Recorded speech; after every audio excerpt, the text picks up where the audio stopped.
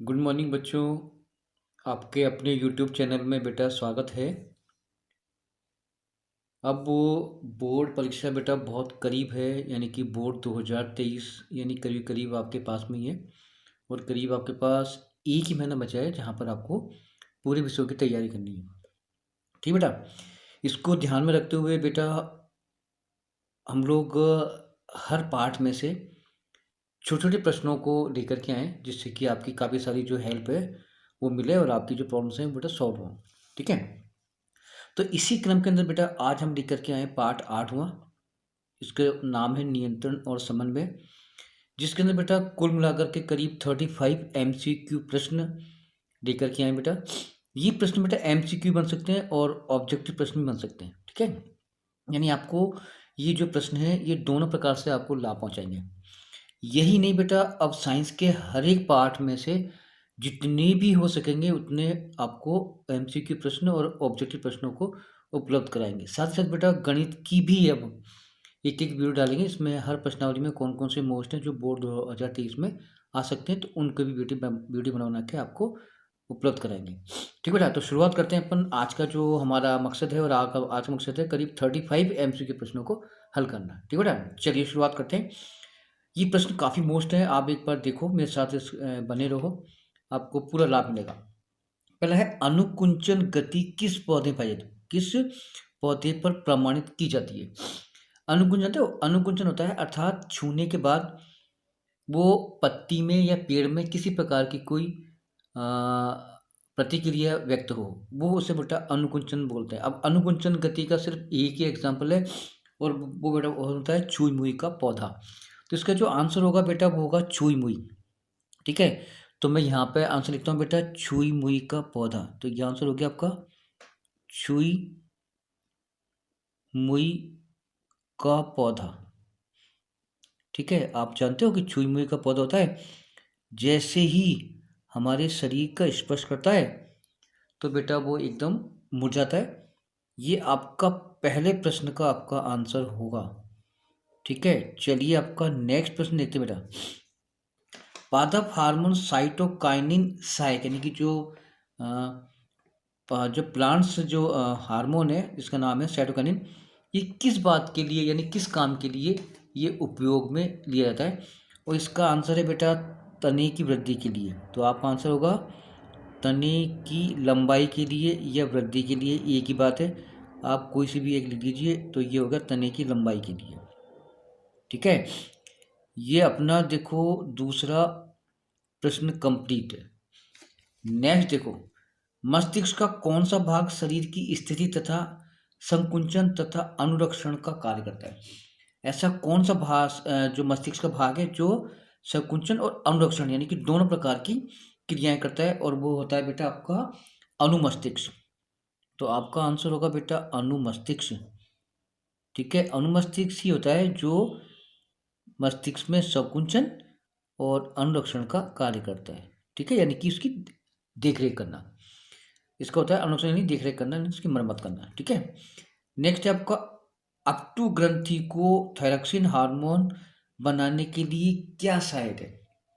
ठीक है, यानी कि आप जानते हो कि हमारे गले के अंदर एक ग्रंथि होती है, उसको अपन बोलते हैं थायराइड ग्रंथि, उसको अपटू ग्रंथि बोलते हैं। अब ये जो हार्मोन निकालती है जिसका नाम है बेटा थायरॉक्सिन हार्मोन, इस हार्मोन के लिए क्या चीज़ सहायक होती है, वो उसका आंसर हमें देना है। तो आपको मालूम है कि वो सोडियम होता है, तो इसका आंसर होगा आपका सोडियम। वैसे मोस्टली नमक ही बुक में लिखा गया है NaCl, लेकिन एक्चुअली इसका जो राइट आंसर है वो है आपका सोडियम। NaCl यानी कि नमक हो वो भी कोई दिक्कत नहीं, वो भी सही बात है। ठीक है, प्रश्न है आपका 5वां, निम्नलिखित में कौन सा अनैच्छिक क्रिया नहीं है।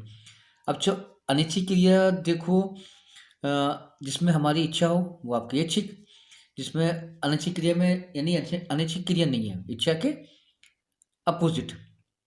ठीक है, अनैच्छिक क्रिया नहीं है मतलब ऐच्छिक हो, तो ऐच्छिक में अपन बहुत सी कर सकते हैं, जैसे कि आपका चबाना है, साइकिल चलाना है, दौड़ना है। तो आप यहाँ पर चबाना है कुछ भी लिख सकते हो, यानी ये आपका आंसर होता है जिसमें आपकी इच्छा हो वो आपकी अनैच्छिक सॉरी ऐच्छिक क्रिया कहलाएगी। ठीक है, नेक्स्ट है आपका पॉन्स, मेडुला और अनुमस्तिष्क किस मस्तिष्क का भाग है, यानी कि तीनों पार्ट्स कहाँ पाए जाते हैं।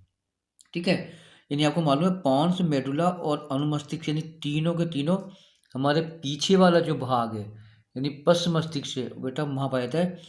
तो इसका जो आंसर होगा वो होगा आपका पश्च मस्तिष्क। मेरी बात आपको बेटा हर चीज़ समझ में आ रही होगी। ठीक है, चलते हैं बेटा आगे के प्रश्न की ओर।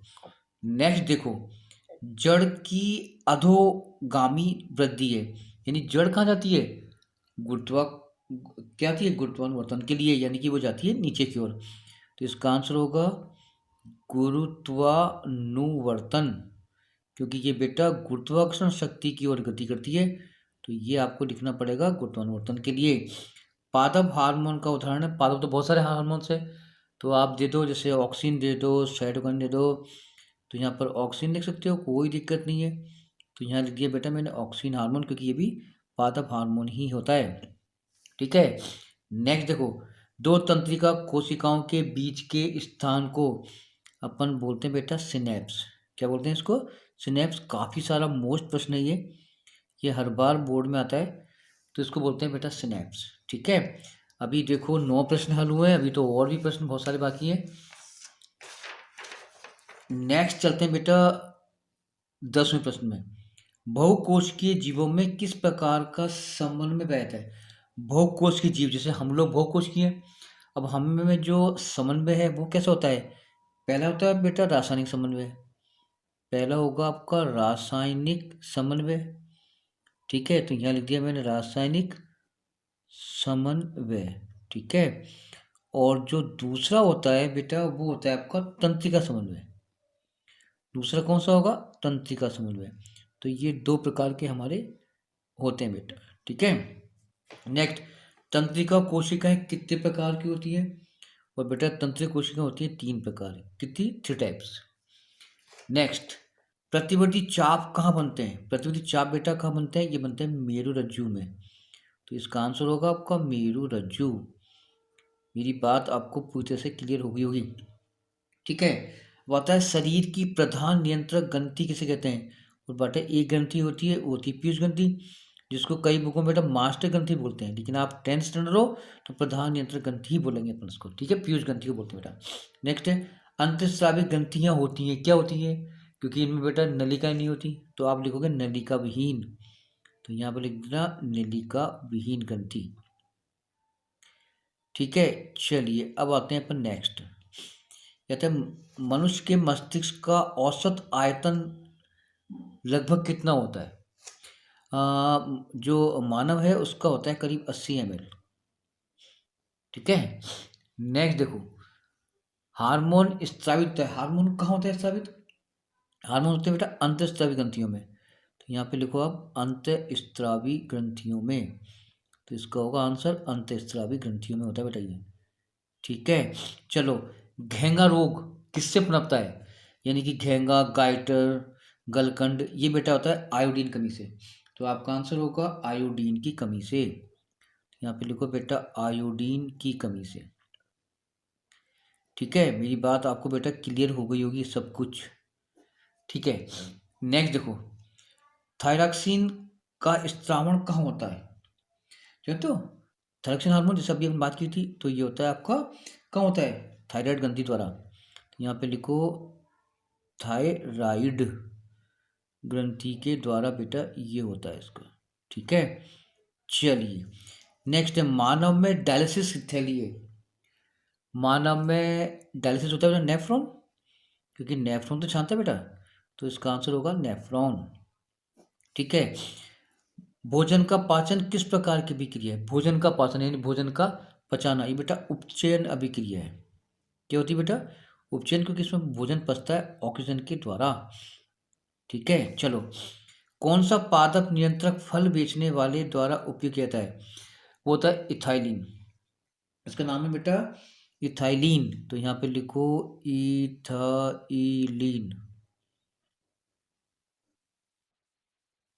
चलिए, वह संरचना जो उद्दीपन की पहचान करती है, उद्दीपन की, उसे बोलते हैं ग्राही बोलते हैं बेटा।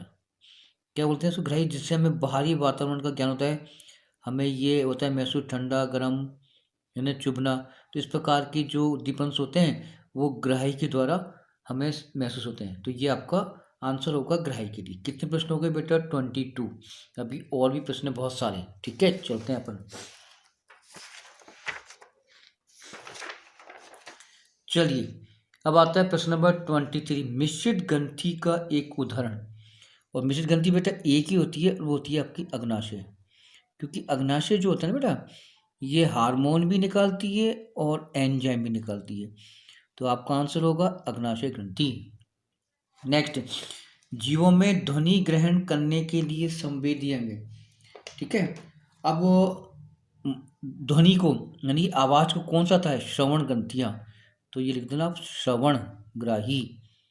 श्रवण यानी सुनना। ठीक है, तो आप लिखो श्रवण ग्राही, यानी कि ध्वनि को सुनते हैं ना, उसको श्रवण ग्राही बोलते हैं अपन। ठीक है, वृक्क के ऊपर कौन सी ग्रंथि होती है? ठीक है, वृक्क के ऊपर तो बेटा अधिवृक्क होती है, उसको बोलते हैं अधिवृक्क ग्रंथि यानी एडिनल ग्रंथि। ठीक है, ये आपका कंप्लीट। नेक्स्ट है, पौधों में नहीं पाया जाता। पौधे में बेटा तंत्रिकी नहीं पाता, तो आंसर लिखो तंत्रिकीय तंत्र। तो यहाँ लिखोगे आप तंत्रिकीय तंत्र बेटा पौधों में नहीं होता है। ठीक है, इंसुलिन की कमी से रोग कौन सा होता है? आपको तो मालूम है, जिसको बोलते हैं बेटा मधुमेह रोग। ठीक है, ये हो गया मधुमेह रोग। नेक्स्ट है, लीडिंग कोशिकाएं कहाँ पाती हैं? लीडिंग कोशिका होती है, होती है बेटा वृक्षण में। जो मनुष्य में होता है वृक्षण, जहाँ पर हार्मोन्स निकलते हैं, वो हाँ होता है वृक्षण में। ठीक है, कौन सी? लीडिंग ग्रंथि है। ठीक है, कोशिका, सॉरी। अब आते हैं एस्ट्रोजन और प्रोजेस्टेरोन हार्मोन कहाँ होते हैं? एस्ट्रोजन और प्रोजेस्टेरोन हार्मोन ये बेटा होते हैं आपके फीमेल्स में होते हैं, और ये होते हैं आपके अंडाशय में। कहाँ होते हैं बेटा? अंडाशय में। आपका राइट आंसर होगा। नेक्स्ट, रुधिर दाब और हृदय स्पंदन किस हार्मोन के द्वारा बनता है? यानी हृदय की धड़कन बढ़ना और रुधिर दाब का अधिक होना, ये होता है बेटा एडिनल हार्मोन। Adenine hormone. ठीक है, मैंने शॉर्ट में लिख रहा हूँ, पूरा मैंने लिखा नहीं है। होता है एब्सिसिक एसिड किस तरह का रसायन है? एब्सिसिक एसिड बेटा होता है पत्तियों का मुरझाना। तो यहाँ पर लिख देना, क्योंकि इसके द्वारा पत्तियां मुरझाती हैं, तो लिख देना पत्तियों का मुरझाना। पत्तियों का मुरझाना। ठीक है, चलिए ये यहाँ तक क्लियर हो चुका आपका। नेक्स्ट, पत्ती का मुरझाना किस पादप हार्मोन का होता है? वो तो हो ही गया बेटा। चलो अपन लिख लो, ये भी ऊपर दिया हुआ है एब्सिसिक हार्मोन। तो यहाँ पर सॉरी अम्ल, तो लिखना एब्सिसिक अम्ल। मेरी बात आपको दिमाग में बैठ रही होगी बेटा पूरी तरह से, यानी आपके करीब करीब पूरा छोटे प्रश्न का पूरा समावेश बेटा। नेक्स्ट देखो, द्रुमिकाओं का कार्य क्या है? जो होती है ना द्रुमिकाएं, यानी इनका काम होता है उद्दीपन को ग्रहण करना। तो लिख देना उद्दीपन को ग्रहण करना। उद्दीपन को ग्रहण करना। ठीक है, चलिए आगे चलते हैं बेटा। नेक्स्ट, रसानुवर्तन का उदाहरण है। रसानुवर्तन पराग नलिका का बीजांड की ओर गति। लिख देना पराग नलिका का नलिका, ये काट देते हैं, गलती हो गया। पराग नलिका का बीजांड की ओर गति। किसकी ओर? बीजांड की ओर गति। ठीक है, चलिए आखिरी प्रश्न, यानी कि प्रश्न नंबर 35। ऑक्सीन हार्मोन का कार्य क्या है? प्रहोर की वृद्धि। यानी जो पौधे का सबसे ऊपरी भाग होता है ना प्रहोर, तो ये प्रहोर की वृद्धि के लिए सहायक होता है। और बेटा ये हमेशा छाया की ओर स्थापित होता है, जहाँ पर धूप नहीं आ रही हो, तो ये उस ओर को निकलता है और ये प्रहोर की वृद्धि में सहायक होता है। तो ये बेटा ऐसे कुछ आपके 35 अति महत्वपूर्ण प्रश्न थे। अभी और जो पार्ट है उनको भी लेकर के आएंगे। धन्यवाद।